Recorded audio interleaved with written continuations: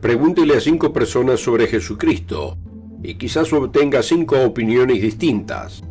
Sin embargo, hay una pregunta fundamental en la religión que lleva su nombre. ¿Es Jesús Dios? Y hoy vamos a responderla. Acompáñenos.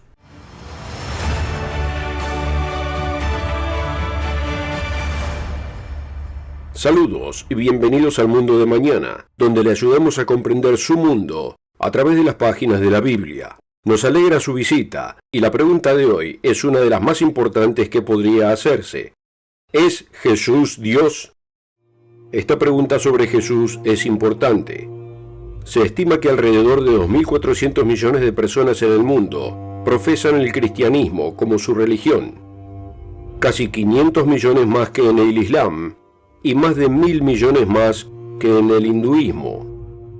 Aunque casi un tercio del planeta profesa una religión centrada en la persona de Jesucristo, muchas de esas mismas personas no están de acuerdo sobre quién fue realmente.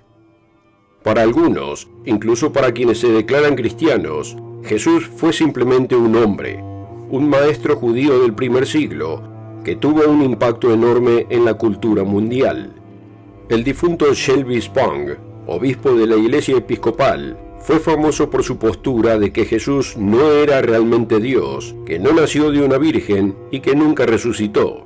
Otras religiones que se declaran cristianas enseñan diferentes cosas sobre la divinidad de Jesús. Algunas enseñan que Jesús fue un ser creado, como los ángeles. Otras lo identifican como el arcángel Miguel. Otras afirman que Jesús y el diablo fueron hermanos en el pasado. Y otras afirman que Jesús y el Padre son la misma persona y no son dos personas divinas separadas. Fuera del cristianismo nominal, las ideas también varían.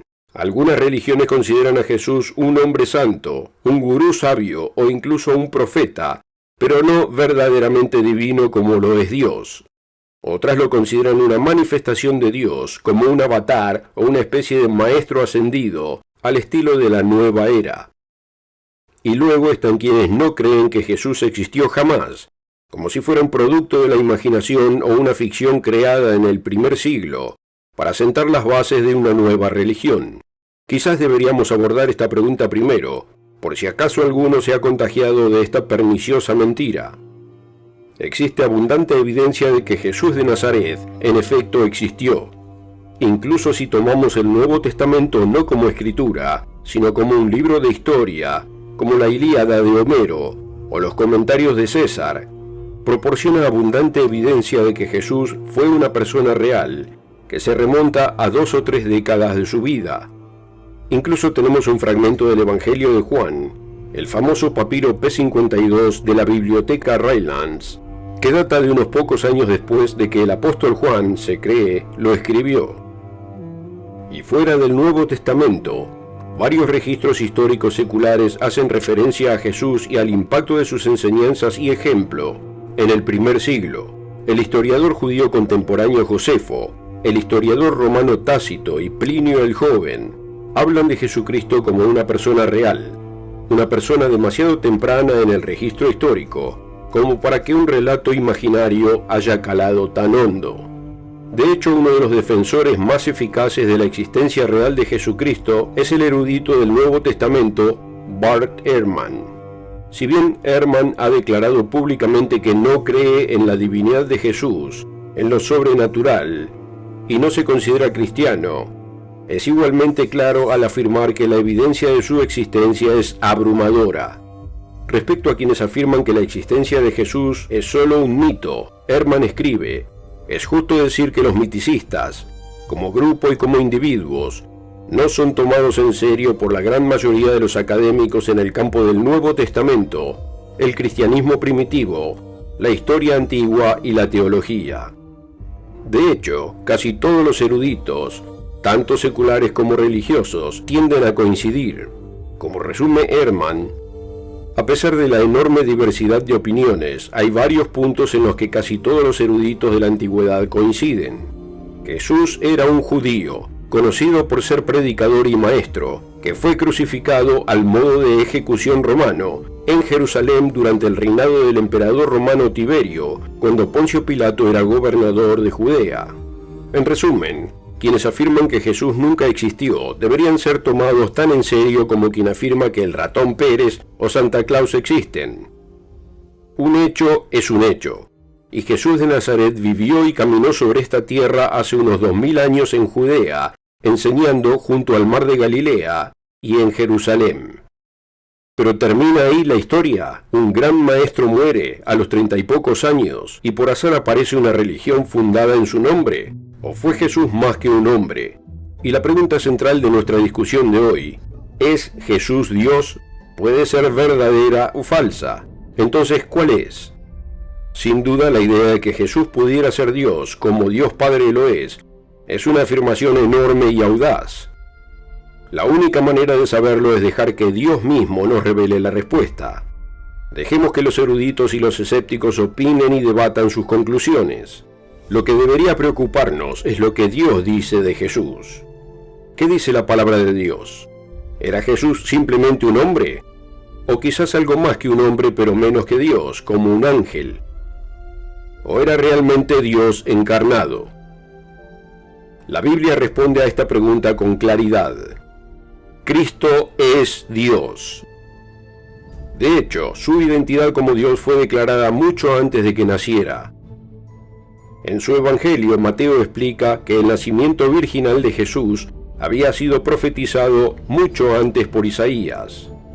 Todo esto aconteció para que se cumpliese lo dicho por el Señor por medio del profeta, cuando dijo: «He aquí una virgen concebirá y dará a luz un hijo, y llamará su nombre Emmanuel», que traducido es Dios con nosotros.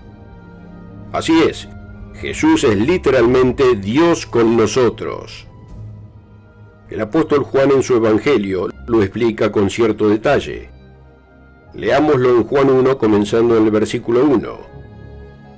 En el principio era el Verbo, y el Verbo era con Dios, y el Verbo era Dios.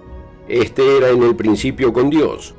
Todas las cosas por Él fueron hechas, y sin Él nada de lo que ha sido hecho fue hecho. En Él estaba la vida, y la vida era la luz de los hombres. La luz en las tinieblas resplandece, y las tinieblas no prevalecieron contra ella. El Verbo, o en griego el Logos, o portavoz, es aquel que se convirtió en Jesucristo. Por si no queda claro, Juan especifica unos versículos más adelante: «Y aquel Verbo fue hecho carne, y habitó entre nosotros, y vimos su gloria, gloria como del unigénito del Padre, lleno de gracia y de verdad». Juan es claro: aquel que ahora se conoce como Jesucristo había estado con Dios y era el mismo Dios. Había estado con Dios en la eternidad pasada, antes que existiera la creación. De hecho, en su última Pascua en esta tierra, Jesús oró para que, tras su crucifixión, regresara a aquel estado de gloria con su Padre, al estado de coexistencia eterna que habían conocido antes de que Él se hiciera carne. Lo vemos en Juan 17, versículo 5, donde Jesús ora: «Ahora pues, Padre, glorifícame tú al lado tuyo, con aquella gloria que tuve contigo antes que el mundo fuese». Sí, existiendo en la eternidad pasada con aquel que llamamos Padre. Jesús también era Dios. Juan lo llama el Verbo o el Logos en griego. Esto se debe a que siempre ha sido el portavoz de Dios, representando la voluntad y la palabra del Padre. Jesús dice esto en Juan 12. «Porque yo no he hablado por mi propia cuenta. El Padre que me envió, Él me dio mandamiento de lo que he de decir y de lo que he de hablar». Jesús sabía exactamente quién era, uno de los dos miembros divinos de la familia de Dios. Durante su ministerio hizo varios enunciados ilustrando esto, tan claramente que las autoridades judías intentaron apedrearlo por considerarlo enunciados blasfemos. En Juan 8, por ejemplo, Jesús habla del antiguo patriarca Abraham, comenzando en el versículo 56. «Abraham vuestro padre se gozó de que había de ver mi día, y lo vio, y se gozó». Entonces le dijeron los judíos: «¿Aún no tienes 50 años y has visto a Abraham?» Jesús les dijo: «De cierto os digo, antes que Abraham fuese, yo soy. No debería haber duda sobre este enunciado. Jesús no dijo, antes de que Abraham fuese, yo era. Dijo, antes que Abraham fuese, yo soy. Este enunciado gramáticamente incorrecto es una referencia directa al enunciado de Dios a Moisés en Éxodo 3:14. Y respondió Dios a Moisés, yo soy el que soy. Y dijo, dirás así a los hijos de Israel, yo soy, me envió a vosotros. Los judíos de la época de Jesús comprendieron su enunciado y quisieron apedrearlo por ello. Más tarde, él hace un enunciado similar sobre su propia divinidad. Lo vemos en Juan 10, versículo 30. Yo y el Padre, uno somos. Entonces los judíos volvieron a tomar piedras para apedrearle. Jesús les respondió, muchas buenas obras os he mostrado de mi Padre. ¿Por cuál de ellas me apedreáis? Le respondieron los judíos diciendo, por buena obra no te apedreamos, sino por la blasfemia, porque tú siendo hombre, te haces Dios.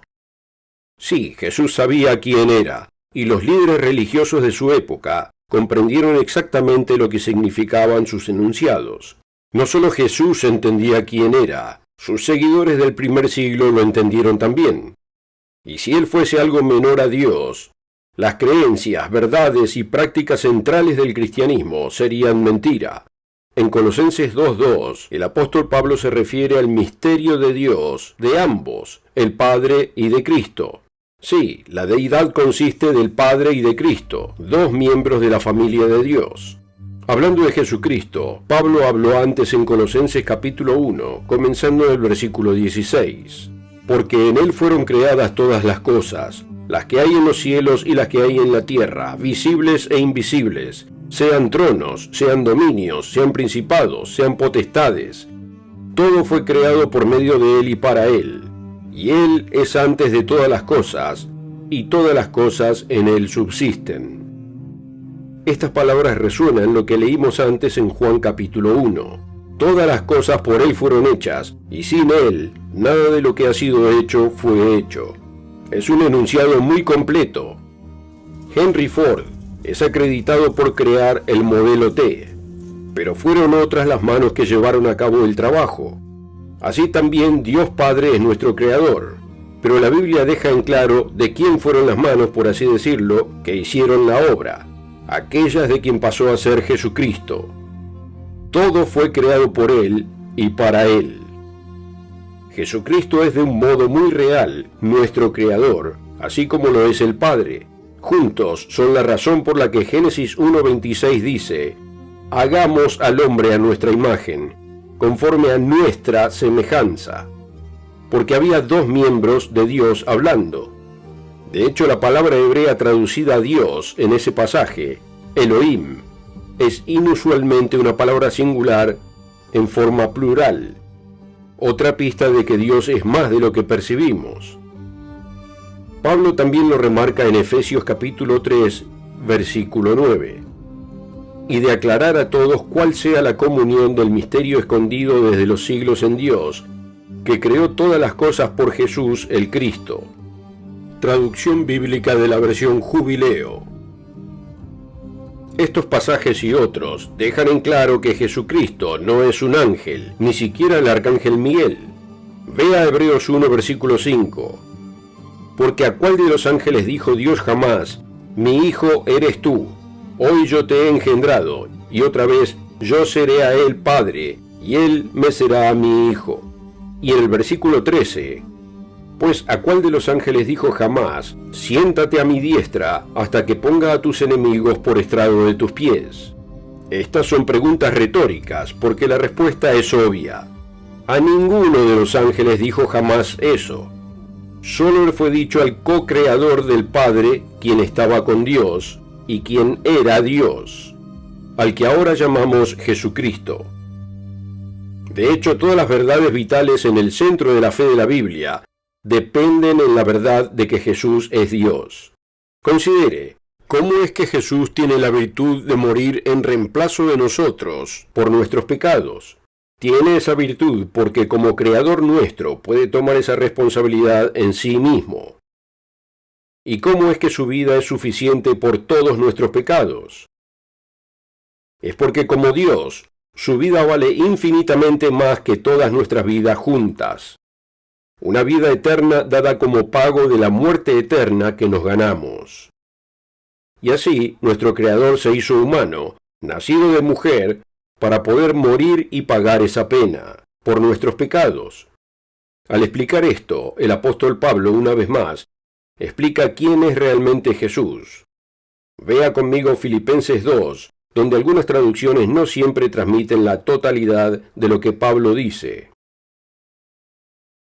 Haya pues en vosotros este sentir que hubo también en Cristo Jesús, el cual siendo en forma de Dios, no estimó el ser igual a Dios como cosa a que aferrarse, sino que se despojó a sí mismo, tomando forma de siervo, hecho semejante a los hombres, y estando en la condición de hombre se humilló a sí mismo, haciéndose obediente hasta la muerte, y muerte de cruz. La frase de la versión Reina Valera sobre estimó el ser igual a Dios como cosa a que aferrarse y despojarse a sí mismo resulta extraña, y otras traducciones la interpretan de otra manera. Por ejemplo, otra versión traduce los versículos 6 y 7 de esta manera. Cristo, aunque era en forma de Dios, no consideró ser igual a Dios como algo a que aferrarse, sino que se despojó a sí mismo, tomando forma de siervo, haciéndose semejante a los hombres.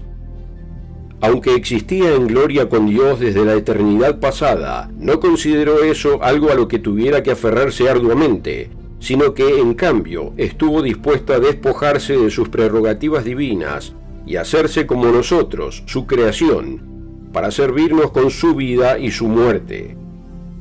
La inspiradora verdad de Jesucristo, el Verbo, el portavoz divino de la familia de Dios, es realmente aleccionador de considerar. Se rebajó de la gloria para hacerse como nosotros, todo para que un día pudiera elevarnos y unirnos a Él y a su Padre en esa misma gloria. Pero comprender esta profunda verdad sobre la identidad de Jesús es más que un ejercicio académico. Cuando comprendemos quién es realmente Jesús, no es de extrañar que el apóstol Tomás, al ver al Cristo resucitado, lo llamara Señor mío y Dios mío. Y tampoco es de extrañar que quienes vivan bajo la familia de Dios en el reinado milenial del reino de Dios, se refieran a Él como Dios fuerte. El Verbo, el Logos, el portavoz divino de la familia de Dios, voluntariamente dejó la gloria, el poder y la majestad indescriptible que había compartido eternamente con el Padre, para vivir una vida humana perfecta, darnos ejemplo de justicia y convertirse en nuestro sacrificio perfecto, para ser purificados de nuestros pecados. Luego, 3 días y 3 noches después, tras su muerte, fue, en palabras de Pablo, declarado Hijo de Dios con poder según el Espíritu de Santidad, por la resurrección de entre los muertos. Aunque muchos de los que se consideran cristianos buscan evitar las implicaciones de la identidad de Jesús como Dios.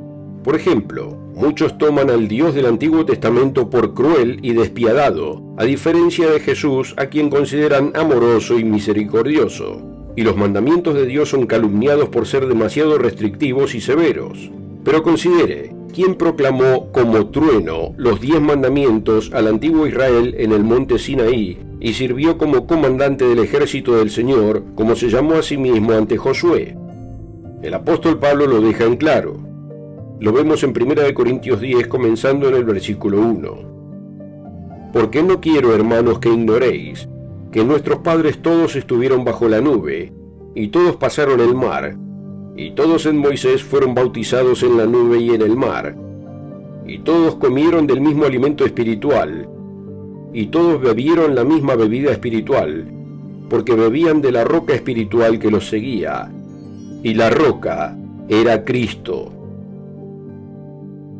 Sí, fue Jesucristo, como el divino Logos o portavoz, quien proclamó como trueno los 10 mandamientos. Consideremos. Éxodo 33 y 34 explican que Moisés vio a Dios desde atrás con sus propios ojos. Y el relato de Éxodo 24 es aún más explícito. Y subieron Moisés y Aarón, Nadab y Abiú, y 70 de los ancianos de Israel, y vieron al Dios de Israel. Y había debajo de sus pies como un embaldosado de zafiro, semejante al cielo cuando está sereno. Fíjese que dice claramente que ellos vieron al Dios de Israel. Sin embargo, comparemos esto con Juan 1:18, que dice: a Dios nadie le ha visto jamás. Y las palabras de Jesús en Juan 6:46. No que alguien haya visto al Padre, sino aquel que es de Dios, él ha visto al Padre. Sí, los ancianos de Israel vieron a Dios, pero ellos no vieron al Padre. Más bien, el miembro de la familia de Dios que vieron fue aquel que se convertiría en el Hijo, el Logos divino. Entonces, si fue Jesucristo quien pronunció esos 10 mandamientos, incluyendo el mandamiento del sábado, ¿no debería significar más para los seguidores de Jesucristo de lo que parece significar para la mayoría de los que se autoproclaman cristianos hoy? Y considere también nuestro destino final. En 1 de Juan 3, versículo 2, note lo que el apóstol nos dice: amados, ahora somos hijos de Dios, y aún no se ha manifestado lo que hemos de ser. Pero sabemos que cuando Él se manifieste, seremos semejantes a Él, porque le veremos tal como Él es. Si hemos de llegar a ser como Cristo ahora, y Cristo ahora posee la gloria que tenía con el Padre antes de que el mundo fuese, ¿qué dice eso sobre la gloriosa existencia futura que les espera a quienes esperan su regreso?